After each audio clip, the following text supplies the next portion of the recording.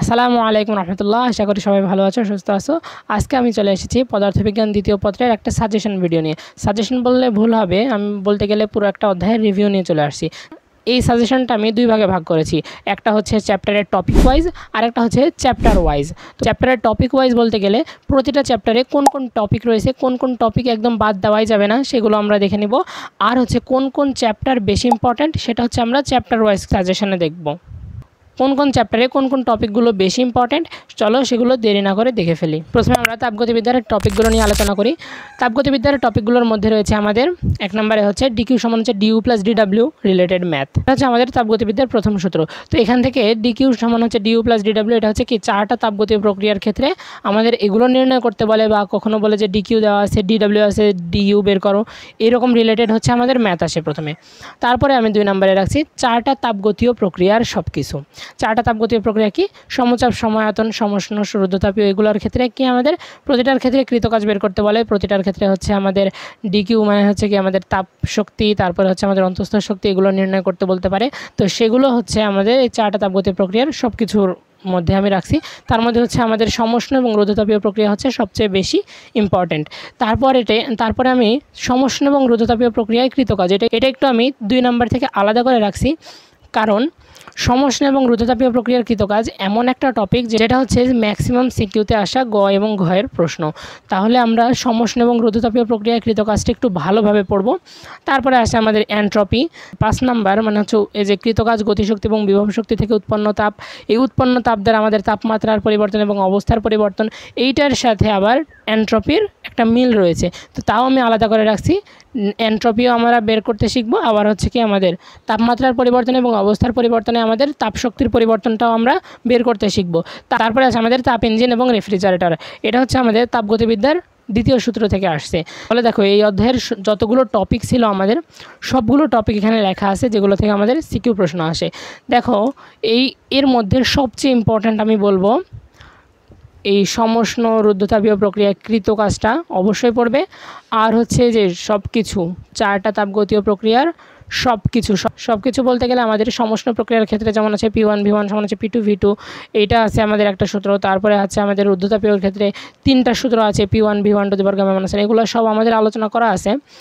তারপরে আমি ইম্পর্টেন্ট বলবো, এখানকার ইম্পর্টেন্ট বলতে গেলে সবগুলো ইম্পর্টেন্ট, তাও একটু দেখাই দিচ্ছি আমি। তারপরে আমি রাখবো তাপ ইঞ্জিনকে, রেফ্রিজারেটর না, তাপ ইঞ্জিন। তারপরে আছে আমাদের উৎপন্নকৃত তাপ, তারপরে এন্ট্রপি, তারপরে আমাদের হচ্ছে এই প্রথম তাপগতিবিদ্যার প্রথম সূত্র। তো এবার দেখো আমাদের দ্বিতীয় অধ্যায়ে স্থির তড়িতের টপিকগুলো হচ্ছে বিভব এবং প্রাবল্য, ভাসিয়ে রাখার ম্যাথ, যেটা হচ্ছে আমরা বল বের করে, তাই না, বলের মাধ্যমে আমরা বের করি। দ্বিতীয় নম্বরে হচ্ছে আমাদের তারপরে হচ্ছে ভাসিয়ে রাখার ম্যাথ, যেটা আমরা বলের মাধ্যমে বের করি। তারপর হচ্ছে নিরপেক্ষ বিন্দু, কোথায় প্রাবল্য শূন্য, মানে দুইটা চার্জিত বস্তু দিয়ে দিছে, তারপরে বলছে যে এই দুইটার মাঝখানে কোথায় প্রাবল্য শূন্য, বা হচ্ছে এটার বাইরে বা কোথায় প্রাবল্য শূন্য, এই টাইপের ম্যাথ হচ্ছে আমাদের 3 নম্বরে। তারপরে আছে আমাদের ধারকত্বের ক্ষেত্রে কি আছে আমাদের, যে সি সমান হচ্ছে Q divided by V, C সমান হচ্ছে epsilon nought divided by T, এই দুইটাই সূত্র হইতো, তাই না। তারপর ধারকত্ব বের করার। তারপরে আছে আমাদের ধারকের সমবায়, স্প্রিংয়ের সমবায় হচ্ছে কি আমাদের রোধের মতো, আর ধারকের সমবায় হচ্ছে আমাদের রোধের বিপরীত। তাহলে এইভাবে আমরা কি ধারকের সমবায় স্প্রিংয়ের সমবায়টা ভালোভাবে মনে রাখতে পারি, যেন দুইটা আসলে কি আমাদের সার্কিটটা সলভ করতে পারি। তারপরে আছে আমাদের দেখো ধারকের সঞ্চিত শক্তির সূত্র আছে আমাদের 3টা হচ্ছে আমাদের কি নরমাল সূত্র, আর একটা হচ্ছে আমাদের একক আয়তনে সঞ্চিত শক্তির সূত্র।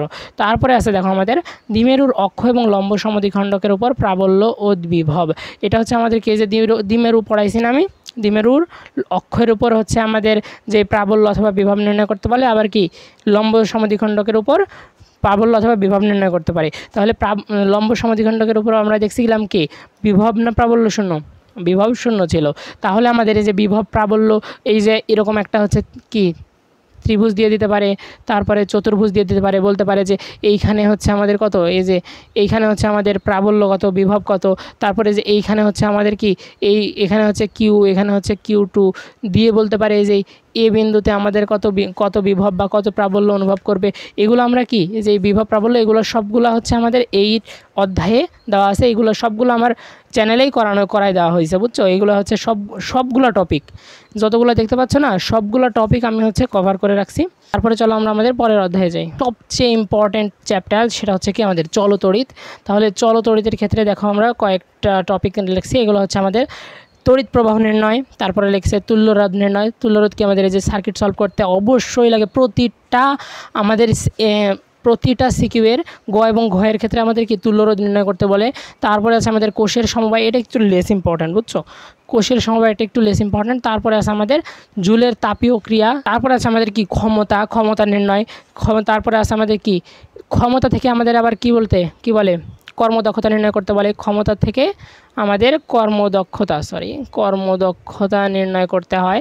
তারপরে আছে আমাদের কারশফের সূত্র, কেসিএল কেভিএল, এগুলো হচ্ছে আমরা দেখছি। তারপরে হচ্ছে আমাদের কি হুইটস্টোন ব্রিজ, এটার ক্ষেত্রে সবচেয়ে ইম্পর্ট্যান্ট হচ্ছে কি আমাদের সাম্যাবস্থা নির্ণয় করতে বলে। যেমন হচ্ছে PQRS হচ্ছে 4টা রোধ, বলে যে এস অবস্থানে হচ্ছে কোন রোধটা বসালে এই ব্রিজটি সাম্যাবস্থায় আসবে।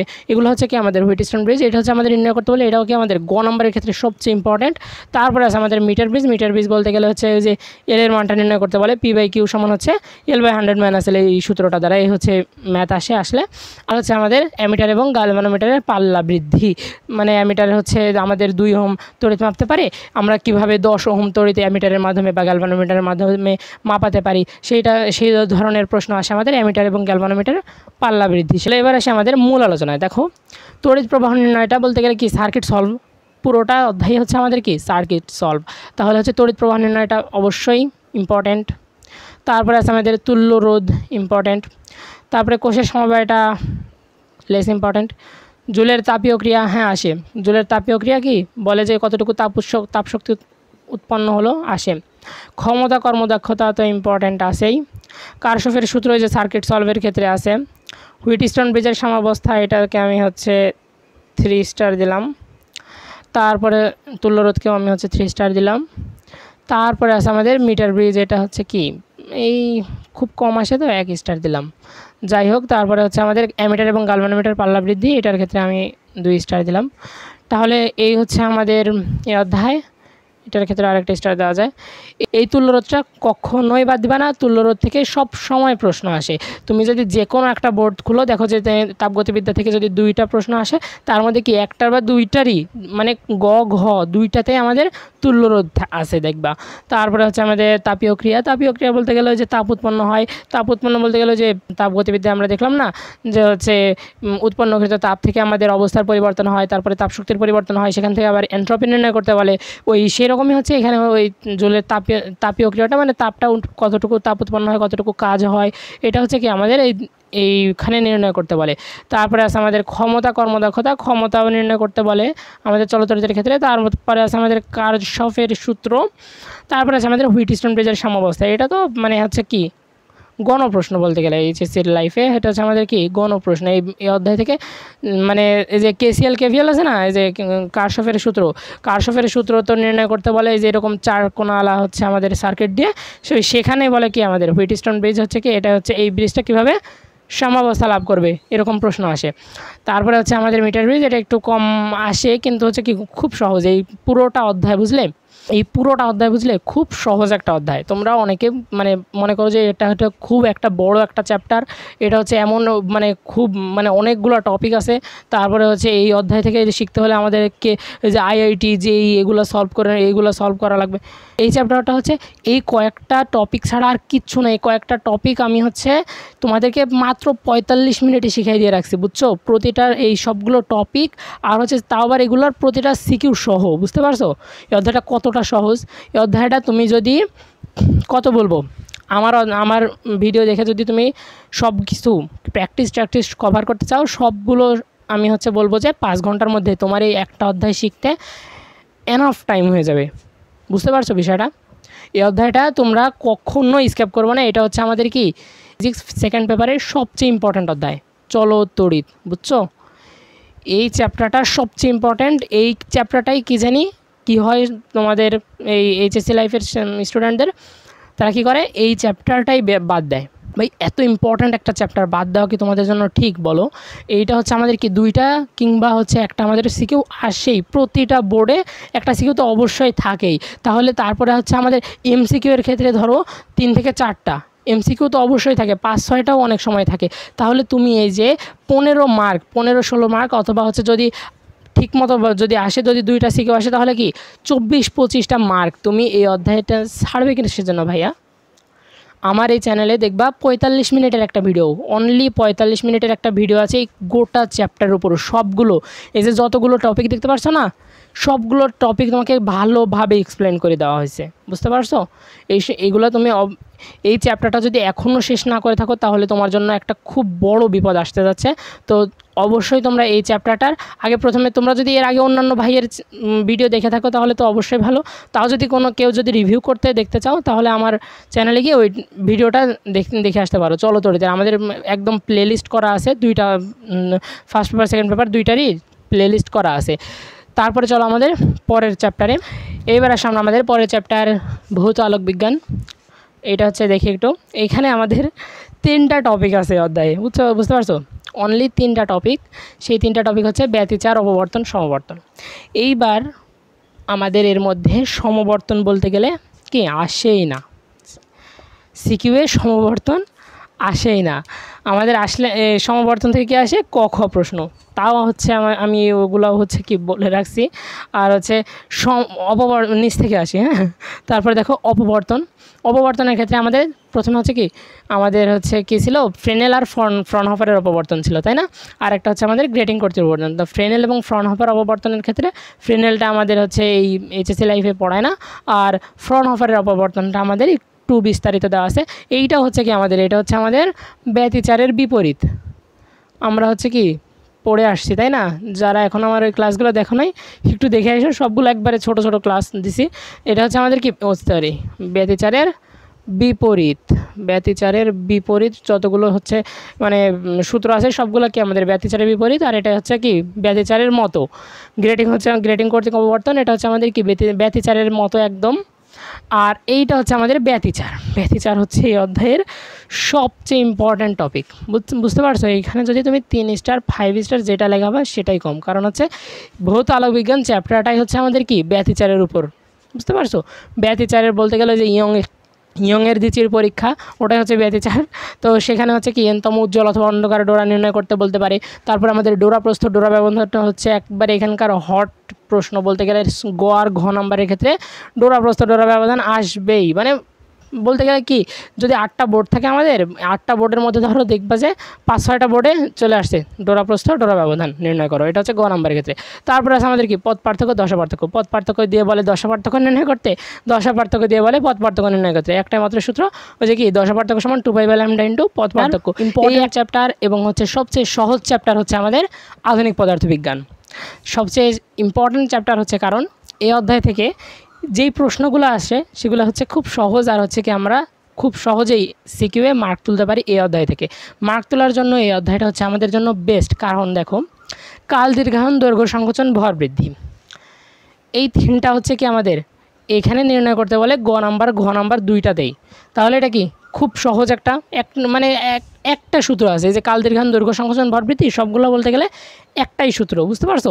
ওই একটাই সূত্র মানে একটু আলাদা পিছনে করা যাচ্ছে। এটা হচ্ছে কি আমাদের যে কি দীর্ঘায়ন আর ভর বৃদ্ধি তো একই সেম সূত্র, দৈর্ঘ্য সংকোচনটা কি একটু উল্টা করে দেওয়া হয়েছে। তারপরে আছে আমাদের দেখো ভর শক্তি সম্পর্ক। ভর শক্তি সম্পর্ক বলতে গেলে কি হচ্ছে, ওই যে ই সমান হচ্ছে m-m0 ইন্টু c²। ওই যে আমি হচ্ছে এগুলো হচ্ছে সব কি থিওরি পার্টে একবারে ডিটেলসে দেখাই দেওয়া হয়েছে। তারপরে দেখো আমাদের ফটোতড়িৎ ক্রিয়ার ল্যামডা এর মান নির্ণয় করতে বলে বেশিরভাগ ক্ষেত্রে। মনে করে কি ফটোতড়িৎ ক্রিয়া হচ্ছে খুব কঠিন একটা টপিক, এই টপিক থেকে আমরা হচ্ছে কি পারবো না। এই কিভাবে আবার ইলেকট্রন এসে পড়লে ওখান থেকে ফোটন এসে পড়লে ইলেকট্রন বের হবে, তারপরে সেখানে আবার কি শক্তি উৎপন্ন হবে, এগুলো আবার কি ভাইয়া এইটা হচ্ছে কি একবারে সহজভাবে তোমাদেরকে দেখা দেওয়া হয়েছে। এইবার একবারে সহজ একটা টপিক এটা, বুঝতে পারছো? এর চাইতে আমার মনে হয় না যে কোনো এরকম সহজ টপিক আছে। আর এই অধ্যায়ের তোমাদের 1 নম্বর তো কোনো কারোই মাথা ব্যথা নাই ভাইয়া। ভর শক্তি সম্পর্কের ক্ষেত্রে ওই যে গতিশক্তি প্লাস হচ্ছে বিভব শক্তি সমান হচ্ছে মোট শক্তি, ওইটা দিয়ে হচ্ছে এইটা হচ্ছে আমাদের ভর শক্তি সম্পর্ক। ফটোতড়িৎ ক্রিয়া হচ্ছে সেম সূত্র, ফটোতড়িৎ ক্রিয়া যে সূত্রটা কি, ই সমান হচ্ছে কি আমাদের ই সমান হচ্ছে এই যে ফোটনটা পড়লো তার হচ্ছে কার্য অপেক্ষক আর হচ্ছে কি আমাদের ইলেকট্রনের গতিশক্তি পাইলো, এইটাই তো সূত্র, তাই না? এই সূত্র থেকে সবগুলো আমাদেরকে নির্ণয় করতে বলে। ভাইয়া এইরকম সহজ টপিক আমি বলবো যে তোমাদের ছেড়ে আসার কোনো দরকার নাই, তুমি শুধু আমাদের এই প্লে লিস্টের ওই ভিডিওটা একটু দেখবা। ভাই ছোট্ট ভিডিও দিছি তোমাদের জন্য, 1 ঘন্টা মনে হয় কোনো ভিডিওই নাই আমার হচ্ছে এই সেকেন্ড পেপারের ক্ষেত্রে, 1 ঘন্টার কোনো ভিডিও নাই, 1 ঘন্টার সবগুলো হচ্ছে কি 30 মিনিট 40 মিনিট, হাইয়েস্ট মনে হয় 50 মিনিট আছে। এরপরের চ্যাপ্টার হচ্ছে আমাদের নিউক্লিয়ার পদার্থবিজ্ঞানে আমাদের দেখো ইলেকট্রন স্থানান্তরে শোষিত শক্তি আছে, শোষিত অথবা বিকিরিত শক্তি, মানে হচ্ছে আমাদের ওই যে ধরো তৃতীয় কক্ষপথ থেকে আমাদের চতুর্থ কক্ষপথে নিয়ে গেছি, বা দ্বিতীয় কক্ষপথ থেকে তৃতীয় কক্ষপথে নিয়ে গেছি, বা চতুর্থ থেকে দ্বিতীয়তে নিয়ে আসছি ইলেকট্রন, সেইখানে আমাদের শোষিত অথবা বিকিরিত শক্তিটা নির্ণয় করতে হয়। সেটা হচ্ছে আমাদেরকে যে একটা সূত্র 1/λ সমান হচ্ছে RH × 1/n1² - 1/n2²। তারপরে আছে আমাদের দেখো n-তম শক্তি স্তরের ব্যাসার্ধ, n-তম শক্তি স্তরের ব্যাসার্ধ। আমরা এখানকার ক্ষেত্রে এই তিনটা হচ্ছে আমাদেরকে একই বলতে গেলে আমরা হচ্ছে একই ক্যাটাগরির মধ্যে রাখি। ব্যাসার্ধ নির্ণয়, ইলেকট্রন ওই শক্তি স্তরে থাকলে হচ্ছে কি বেগ নির্ণয়, আমাদের শক্তি নির্ণয়, এই তিনটা হচ্ছে কি আমরা একই টপিকের মধ্যে রাখি।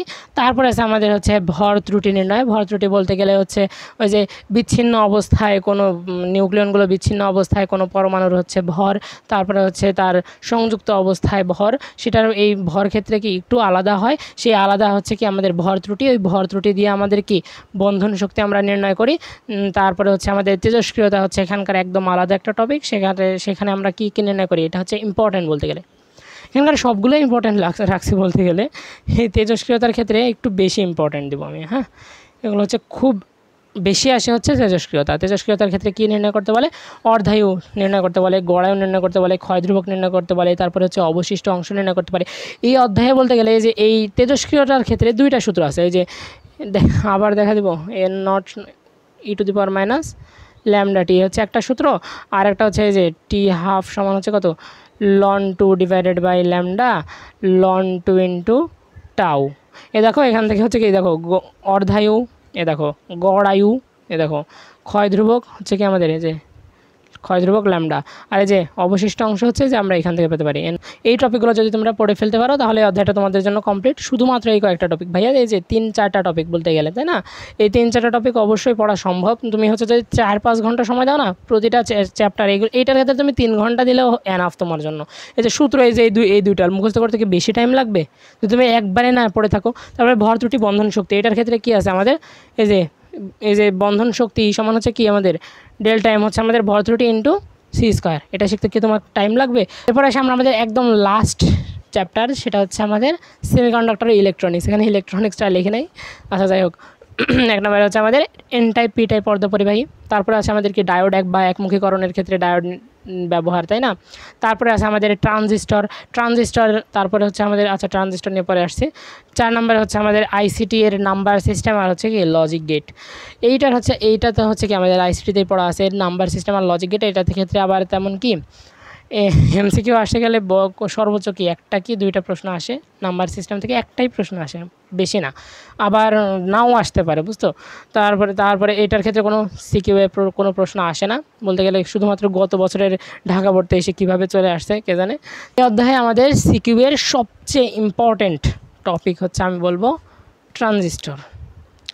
ট্রানজিস্টরের 2টা ব্যবহার আছে, একটা হচ্ছে আমাদের কি সুইচ হিসেবে ব্যবহার, আর একটা হচ্ছে আমাদের কি বিবর্ধক হিসেবে ব্যবহারের এই কীভাবে এই ট্রানজিস্টরটা বিবর্ধক হিসেবে ব্যবহার করে কি করে না, এরকম হচ্ছে কি নির্ণয় করতে বলে। ভাইয়া এই অধ্যায়ে আমি বলতে গেলে একটাই টপিক আছে ম্যাথ করার, হ্যাঁ, ম্যাথের একটাই টপিক আছে, যে একটা সূত্র আছে বলতে গেলে হচ্ছে যে I সমান হচ্ছে IC + IB, আলফা নির্ণয়, তারপর হচ্ছে বিটা নির্ণয়, আর কি আছে যে ভোল্টেজ বিবর্ধন মানে হচ্ছে V_out/V_in, আর একটা হচ্ছে আমাদের কি ক্ষমতা বিবর্ধন। এই 4টা টপিক ছাড়া, হ্যাঁ, এই 4টা টপিকই হচ্ছে আমাদের এই ট্রানজিস্টরের মধ্যে। আর ডায়োডের ক্ষেত্রে কি, ডায়োডের ক্ষেত্রে তোমাদের বর্ণনা আসে, ডায়োডের ক্ষেত্রে কোনো হচ্ছে এই ম্যাথ কোনো কিছু আসে না। ওই N type P type C এটার ক্ষেত্রেও কি আমাদের যে ঘ নম্বরে হচ্ছে আমাদের শুধুমাত্র কি বর্ণনামূলক প্রশ্ন আসে।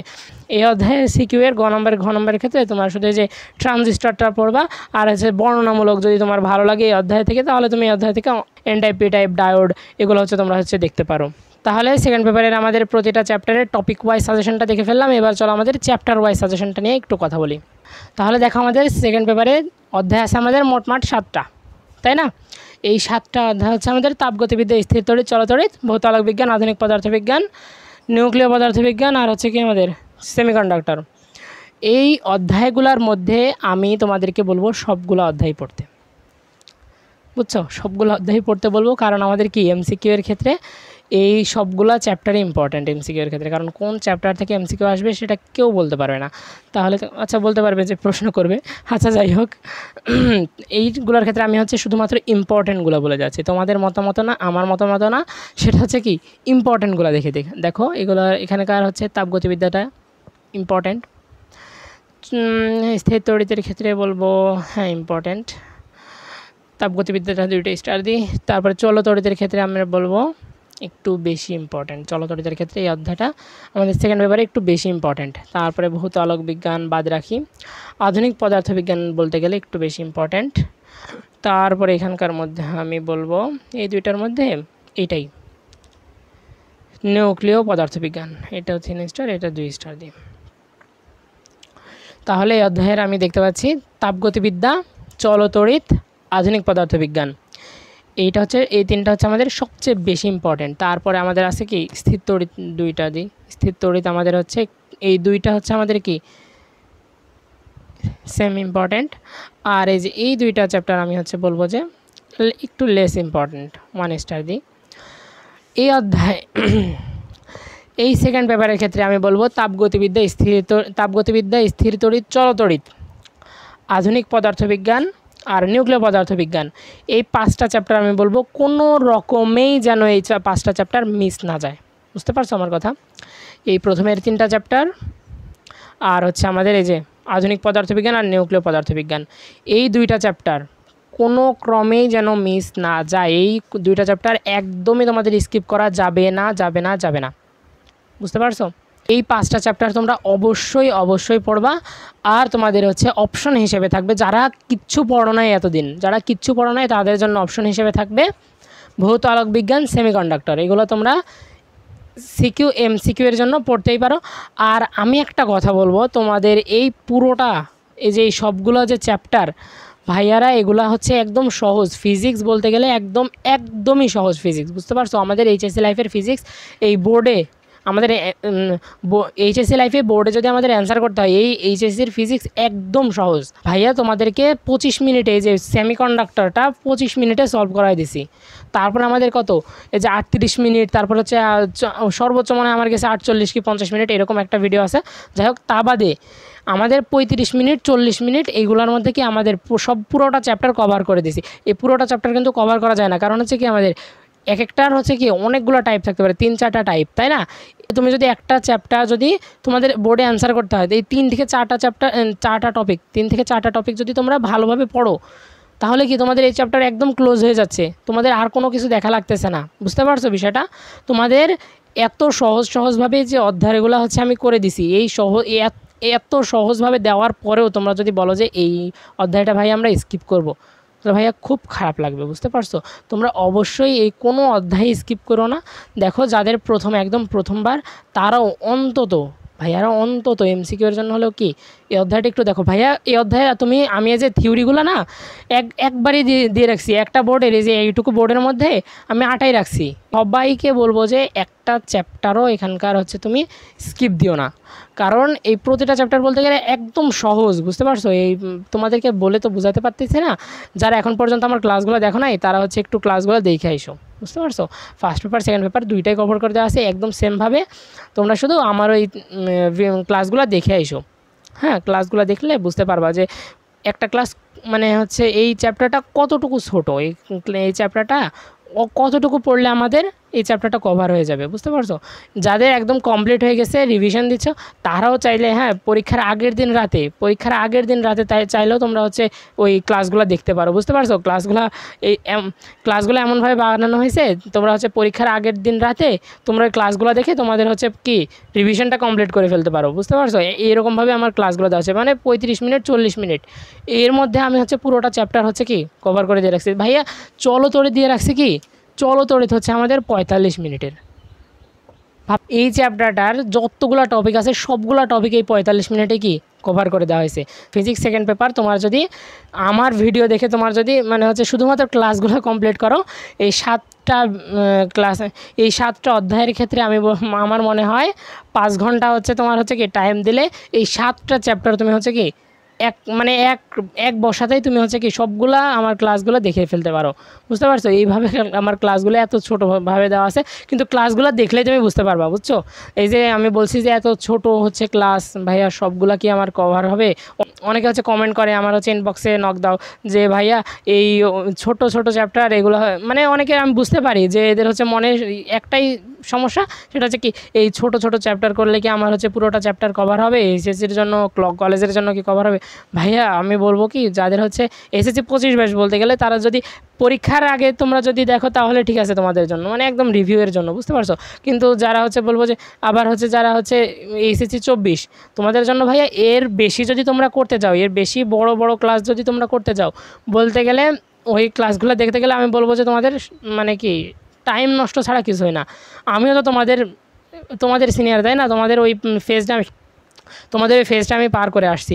আমি জানি এই টাইমে এসে কেউ বড় ক্লাস করতে চাও না, বুঝতে পারছো? বড় ক্লাস করতে না চাওয়ার একটাই কারণ, ভাইয়া ক্লাস করতে গেলে আমাদের অনেক সময় অপচয় হয়ে যাচ্ছে, প্র্যাকটিসের কোনো সময় পাচ্ছি না।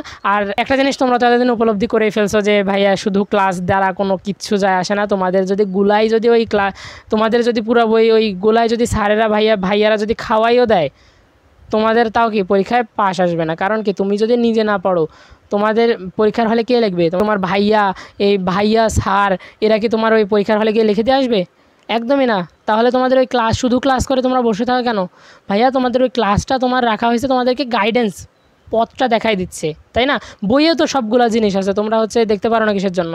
তোমাদেরকে ভাইয়ারা কি করে দেখাই দেয় যে ভাইয়ারা এইভাবে আসে, এইভাবে হয়, একটা ম্যাথ এইভাবে করতে হয়, তারপরে এইগুলা থিওরি হচ্ছে গোটাটা অধ্যায়ে এইটুকু থিওরি আছে তোমাদের, এই পুরো অধ্যায়টার এইটুকু হচ্ছে আমাদের সামারাইজ, তাই না? এইটুকু তোমাদের ভাইয়াটা দেখাতে, তারপরে না তোমরা হচ্ছে কি ওই চ্যাপ্টারটা ভালো করে পড়তে যাও, তাহলে দেখো যে এই ভাইয়াটা বলছিল যে এখানে এইটুকু এইগুলো হচ্ছে আমাদের ইম্পর্টেন্ট, কোনগুলো ইম্পর্টেন্ট, এই জন্যই তো তোমরা পড়ো, তাই না? আমাদের ভাইয়ার কাছে, স্যারের কাছে যারা হচ্ছে যাও, তারা তো এই জন্যই তো যাও, তাই না? কিন্তু পড়া কার কাছে ভাইয়া? পড়া নিজের কাছে, তাই না? পড়া হচ্ছে তোমরা নিজেরা পড়বা। ভাইয়াদের উপর নির্ভর করে বসে থাকলে তো হবে না। ভাইয়ারা তোমাদেরকে যে ওই লিখে দিয়ে আসবে না, তোমাদেরকে শুধু এখানে কি দেখাই দিচ্ছে যে এইভাবে হয়, তোমাদেরকে মুখস্থ করাই দিচ্ছে না। মুখস্থ করানো কি ওই যে পিটাই মুখস্থ করা, ভাইয়া ওইগুলো হয় না, ইন্টার লাইফে এগুলো হয় না। তোমার যদি ইচ্ছা শক্তি থাকে, ইন্টার লাইফে প্লাস পাওয়া তোমার জন্য পানি, বুঝতে পারছো? তুমি অ্যাডমিশনে আসলে বুঝতে পারবা কি ইন্টার লাইফটা এতটা মানে সহজ ছিল। তারপরে অ্যাডমিশন থেকে কি তুমি আবার ভার্সিটিতে উঠে দেখবা যে ভাই অ্যাডমিশনটা তো সহজ ছিল, আমি কিসের জন্য ভার্সিটিতে এরকমভাবে এত কঠিন। আর আমরা ওখানেই মনে করতাম যে এই অ্যাডমিশন এত কঠিন, তারপরে হচ্ছে আমাদের কি এইচএসসি লাইফের পড়া এত কঠিন, এত বড়, এত হিউজ চ্যাপ্টার, এত হিউজ সিলেবাস, তাই না? তোমরা হচ্ছে এই যত উপরে উঠবা ততই দেখতে পাবা যে এই সবগুলাই হচ্ছে কি আরও কঠিন থেকে কঠিন হতেই যাচ্ছে। তাহলে বলতে পারো যে ভাইয়া আপনি তো এখানে এগুলো পার করে গেছেন, আপনি বলতে পারেন এগুলো সব। ভাইয়া এই যে আমার হচ্ছে ক্লাসগুলো হচ্ছে কি এগুলোর হচ্ছে একটা মানে বলতে গেলে প্রমাণস্বরূপ, বুঝতে পারছো? তুমি ক্লাসগুলো একবার করে দেখবা যে কত সহজ ক্লাসগুলোর। মানে এইচএসসি বোর্ডে কী প্রশ্ন আসে, বলে যে এরকম একটা মানে উদ্দীপক দিয়ে দেয়, এখান থেকে হচ্ছে তোমাদের কি সূত্র দ্বারা ম্যাথ আসে বলতে গেলে। আর অনেক যেগুলো হচ্ছে সৃজনশীল, মানে একটু সৃজনশীল টাইপের, মানে অ্যাকচুয়ালি সৃজনশীল টাইপের, সেইটার হচ্ছে কি আমাদের একটু প্যাঁচাই দেয়, বলতে গেলে একটু প্যাঁচাই দেয়, বেশি না, অল্প একটু প্যাঁচাই দেয়। সেই ওই প্যাঁচটা একটু ধরতে পারলেই কি আমাদের দেখো যে একটা সূত্রে বসাই আমাদের অ্যান্সারটা বের করা যায়। ফিজিক্সের কোনো চ্যাপ্টার স্কিপ না দিয়ে আমার চ্যানেলে যায়, যদি কোনো ওই চ্যাপ্টারে যদি তোমার একটু সমস্যা থাকে ওই চ্যাপ্টারের একটু ভিডিওটা একটু দেখে আসবে, বুঝতে পারছো? তোমাদের বেশি টাইম যাবে না, তোমার ডিউরেশন নিয়ে ওরকম আমি তোমাদের সময় কিল করার জন্য ক্লাসগুলো বানাই নাই, একদম তোমাদের কম্প্যাক্ট ক্লাস বানাইছি, একদম ছোট ক্লাস বানাইছি যেন তোমাদের সময়টা বেঁচে যায়, ওই সময়টা তোমরা প্র্যাকটিসের ক্ষেত্রে কাজে লাগাতে পারো, তোমাদের যেই আরও অন্যান্য যেসব সাবজেক্ট আছে সেসব সাবজেক্টে তোমরা কাজে লাগাতে পারো, বুঝতে পারছো? এই জন্য আমার এই ক্লাসগুলো নেওয়া, মন থেকে ক্লাসগুলো নিচ্ছি, বুঝছো? আমাদের এই প্রথম ক্লাস নেওয়া তো ইউটিউবে, মন থেকে ক্লাসগুলো নিচ্ছি, যে তোমাদের জন্য এই জন্যই ফ্রি করে দিছি, যে একদম মন থেকে তোমাদেরকে পড়াচ্ছি, যে একদম সহজে যেটা আমি পাই নাই তোমাদেরকে, বুঝছো? যেটা আমি তোমাদের সময় থাকতে পাই নাই সেইগুলো আমি তোমাদেরকে দেওয়ার চেষ্টা করছি, যে কারণ পরীক্ষার আগের রাতে বা পরীক্ষার এই যে 5-6 দিন আগে তুমি যদি এই যে আমার এই ক্লাসগুলো, তোমাদের পরীক্ষার আগে কয়দিন করে ছুটি? আমাদের তো 4 দিন, তোমাদের মনে হয় 5 থেকে 6 দিন, তাই না? 5 দিন করে হয়তো, আর একটা পরীক্ষার আগে 1 দিন ছুটি, তো ওই 1 দিন ছুটি তোমরা আলাদাভাবে রেখে দেবো। আর ওই যে 5 দিন আছে না, ওই 5 দিনেও যদি কেউ চায় আমার এই পুরো প্লেলিস্ট দেখে শেষ করে ফেলতে পারবা। ভাইয়ের কাছ থেকে অ্যাডভাইস হিসেবে নিতে পারো যে একটা চ্যাপ্টারও তোমরা স্কিপ করো না, কারণ একটা অধ্যায় স্কিপ করলে তোমাদের দেখতে পাচ্ছ যে ওই অধ্যায়ে সূত্র দিয়ে ম্যাথ আসছে, বলছে যে ডোরা ব্যবধান ডোরা প্রস্থ নির্ণয় করো। সপ্তম অধ্যায় তো আমি তো বললাম একটু লেস ইম্পর্টেন্ট, হ্যাঁ, ডোরা প্রস্থ ডোরা ব্যবধান নির্ণয় করতে বলছে। গ নম্বরে বলছে ডোরা প্রস্থ নির্ণয় করো, ঘ নম্বরে বলছে ডোরা ব্যবধান নির্ণয় করো, গ নম্বরে বলছে এনতম উজ্জ্বল ডোরার দূরত্ব নির্ণয় করো, ঘ নম্বরে বলছে কি ওই ডোরা দুইটার ব্যবধান নির্ণয় করো। তাহলে এটা কি একদম সোজা না? এইগুলাই আসে বলতে গেলে এইচএসসি লাইফে। রিগ্রেট করার একটাই উপায় হচ্ছে কি, এই অধ্যায়গুলো একবার না দেখে যাওয়া। এই কথাই বলে ফেললাম আজকে। তোমাদের এই টাইমটা একটু বেশি ক্রুশিয়াল, বুঝছো? এই টাইমটাতে একটু যদি নিজেকে সেফ রাখতে পারো, সারা জীবন সেফ থাকতে পারবা। মানে জিপিএ 5 পাইলে সেফ থাকা বলতে গেলে কি, ওই তোমাদের অ্যাডমিশন টাইমে একটু সেফ থাকবা, একটু রেজাল্ট একটু ভালো করার চেষ্টা করো। আর অনেক কথাই বললাম, তোমাদের কথার মধ্যে কোনো ভুল ত্রুটি হলে একটু ক্ষমা সুন্দর দৃষ্টিতে দেখো। তো দেখা হচ্ছে আমাদের এর পরের ক্লাসে। পরের ক্লাস বলতে গেলে আমাদের কি উচ্চতর গণিতের ম্যাট্রিক্স নিয়ে দেখা হচ্ছে। সে পর্যন্ত সবাই ভালো থেকো, সুস্থ থেকো, ভালোভাবে পড়াশোনা করো। আসসালামু আলাইকুম ওয়া রাহমাতুল্লাহ।